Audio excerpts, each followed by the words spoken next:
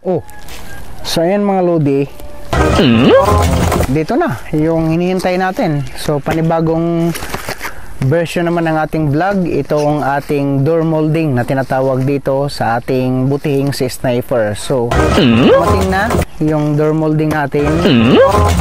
Tingnan natin kung ano ang mangyayari sa ating apat na mga pintuan ng ating conquest. Tingnan natin kung nababagay ba yung door molding na ilalagay natin dito kay Sniper. Ang kagandahan nito mga lodi, kasi pag nagbubukas tayo ng pintuan, siya muna ang tatama, hindi yung direkta doon sa ating pintuan mismo. So ang purpose nito mga lodi, protection to sa bawat pintuan dito sa labas. Kasi pag nagbubukas tayo, ang nangyayari, tatama mismo yung pintuan natin, yung dulo, yung side niya sa baba. Pag mayroong object na pwedeng matamaan, ito muna yung magsasuffer dyan sa ating pintuan. Kaya protected mismo yung pintuan natin. Yan yung purpose mga lodi. So ito mga lodi, yung nabili natin sa Toyota. Tingnan natin kung nababagay ba dito sa ating conquest. Syempre ito kay Sniper, in-order natin yung mayroong tatak na GR. So tingnan natin, kasi kung makikita natin yung rain visor natin, ang binili nating rain visor na mayroong tatak na GR, ito para magbagay ulit, GR ulit yung binili natin, kasi dito to ilalagay sa mga pintuan. Yung nakalagay dito, ito yung tinatawag na door molding mga lodi. So apat to, isa, dalawa, tatlo, apat ang pintuan ng ating butihing si Sniper. So apat din to. So ilalagay natin dito kung bagay ba talaga. So i-unboxing muna natin.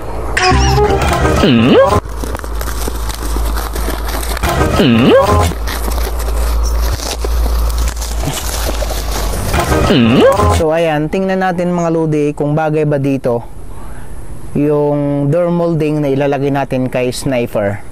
So makikita nyo, ayan o, merong pangalan na Hilux GR door molding yung tatak niya dito. So sana hindi tayo may scam, sana tama yung order natin, kasi ilalagay natin ngayon. Tingnan natin. Ang lalaki pala nito. Lalaki. Diba mga lodi? So ito na yung sinasabi kong mga lodi na door molding na tinatawag. Ayan, iiwasan natin na magasgasan. Wow, talaga ang ganda mga lodi, oh. Makikita nyo. Ayan siya, oh. Ay, matte siya, matte. Ayan. Dito to mga lodi. Ayan, oh. Yan yung purpose niya. Dito sa side, ganyan. Yan yung purpose niya mga lodi. Dito, at saka yung isa naman, yung mahaba. Tingnan natin. So napakaganda pag mayroon kang ganitong mga idea mga lodi, kasi although mapoproteksyonan yung mga pintuan natin, makikita nyo dito yan. Yan siya. Diba? Yan yung purpose niya mga lodi. Dito mismo, oh. Ayan. So ganyan siya mga lodi, hanggang dito sa kabila. Ayan, nga lang dalawa to, bali apat mga lodi. So ayan mga lodi, ayan, oh. May sticker siya. So tinanggal natin yung sticker mismo. So ito pa, tatanggalin natin. Wow. Wow, pwede ka naman nalamin dito mga lodi, oh. Oh, pwede ka naman nalamin. Ito, chrome siya, and then matte black chrome and then matte black siya. Ngayon, meron siyang tatak na GR. Ayan, so ilalagay natin. Siyempre, naka double sided yung pangdikit natin na tape. So, tingnan natin kung ano ba ang kahinatnan or ano ba ang itsura nito bago natin i-fix or idikit kay sniper. Ayan siya, oh. So, try natin kung anong itsura nito.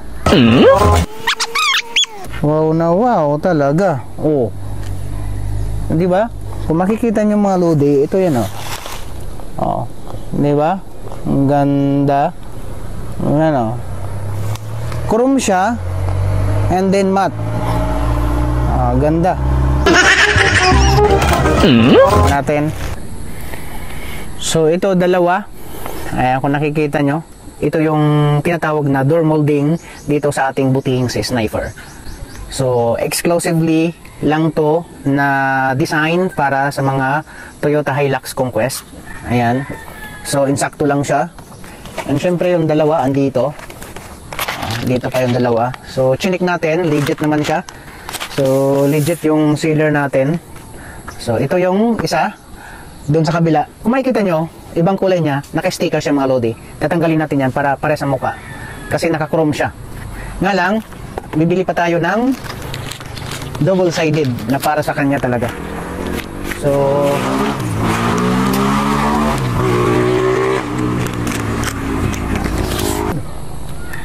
So itong mga lodi, doon naman sa kabila. So yan mga lodi, ito yung mukha niya. Ayan, oh. Ito yung tinatawag na door molding dito sa ating butihing si sniper. Ayan. Sayang, ilalagay na sana natin. Nga lang, to be continue tayo nito kasi wala. Mahina yung double-sided na kasabay dito. So, gaya ng sinabi ko, nakamat siya, naka-chrome, may tatak siya na GR.